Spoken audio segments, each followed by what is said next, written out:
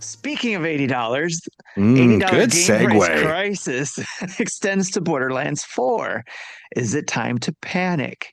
Or does this just mean we aren't going to be buying every game that potentially looks good? Or is it going to be more of, we have to make a financial choice here rather than just being more open with our pocketbook? So do you guys see a crisis? Do you guys think there's a crisis with the $80 price point and everybody's just like, yeah, we're going to charge $80 on all our games now? Well, I think this is okay. So a couple of things. So Borderlands 4 is being called out specifically for this. Yes. And so let's sit in that pocket. And the reason that Borderlands specifically are called out for it is because Randy Pitchford, the CEO, put his foot in his mouth. And so let's talk about this. So during an exchange, yeah, he does quite often. CEOs seem to do that a lot. So I'm reading here directly from My Nintendo News. I'll read it here. After an outspoken Gearbox chief, Randy Pitchford responded to a fan about potential pricing. Here's the exchange. This is the fan. Randy, this game better not be at $80. Don't take the risk. A lot of gamers aren't going to pay $80 and feed this notion of constant increase for price tag. You are the CEO. You have some say with the price when it comes to publishers. Randy responds to the following. A, he says, not my call.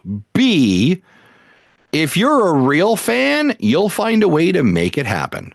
My local GameStop had Fireflight for Sega Genesis for $80 in 1991 when I was out of high school working minimum wage jobs at an ice cream parlor in Pismo Beach, and I found a way to make it happen.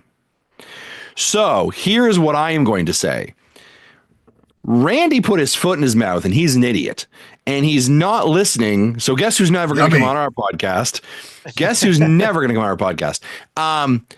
He is not listening to his consumers who are telling him this, and then to make a statement of like, if it's important, like there is a level of arrogance and a level of not knowing the current crisis or concerns consumers have regarding the rising prices in games, the current financial unstable markets, and inflation.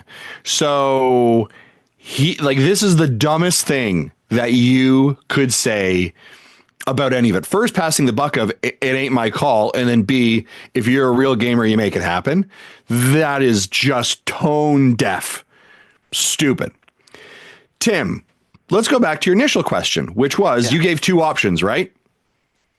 Which is at $80, does this mean we don't buy more games that we might take a flyer on, so to say, right? Like, was it easier to do that when it was $60? Yeah, and I would say this is what I've been talking about for a while, right? When we heard the game pricing, this is exactly it. If games are priced at $80, you don't take a risk the same way that you probably used to. Right. Now, sure, we're like, well, it's only $20. Yeah, but you add up a couple of those, your risk in relation to what you are willing to risk on becomes lessened because the price becomes higher. Especially if you buy like four $80 games and they all like are mediocre or worse. Yep. And that's like right there, $20 more could have been another game. So, so the value proposition has to be like, and I won't like, here's what I ultimately think is going to happen. And we can timestamp this and go back and be like a Justin is right cue that we could probably end up playing. You come to Nintendo for Nintendo games. That's why you buy a console, because of their first party lineup. There's no doubt about that. They are already pricing their games high. You will pay that because it's a Nintendo IP and you know the quality and the brand that you're going to end up getting. What the third party publishers such as Gearbox sees is this. There be money in those hills. So what they're doing is they're going to follow Nintendo's lead. And they believe that their IP, their ports, their products are as quintessentially as high leveled and as valuable as Nintendo.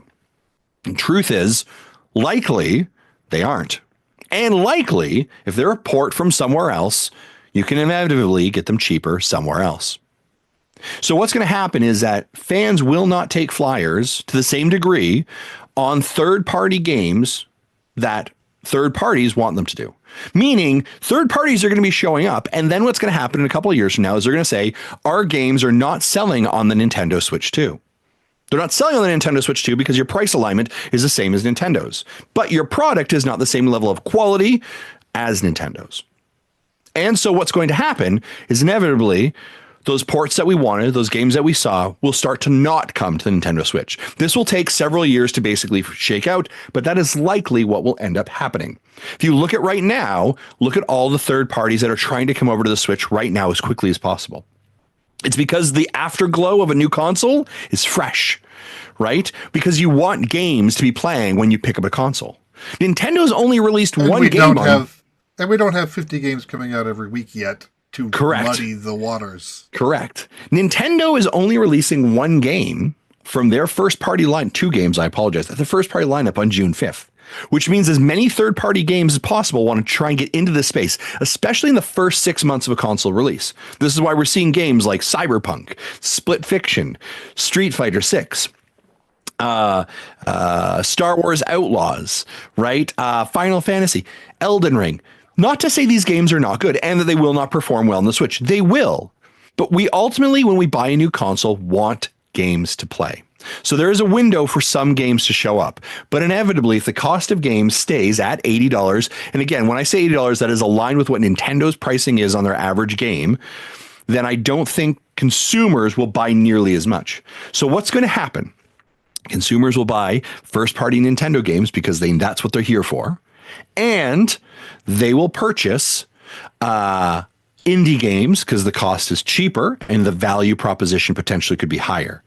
And somewhere in between, that kind of like AA to AAA port game, depending on the band level and the pricing level within that, that's where they're going to have difficulty. That's not to say that some publishers, like, listen, Gearbox ends up being, or Borderlands 4 ends up being $80 on the Switch. Great. Let's wait 6 months because then it won't be $80. Because then it'll be 40 on a sale, on a holiday sale, and that's when people will purchase. People will be much more conservative about the decisions they make regarding their money and the games they purchase. So you as a company have to be able to listen to your consumers and adjust your prices to help adjust the market. That is my soapbox rant, and I'd love to hear, what do you guys think of that? Well, first of all, we need to clip that and make it like a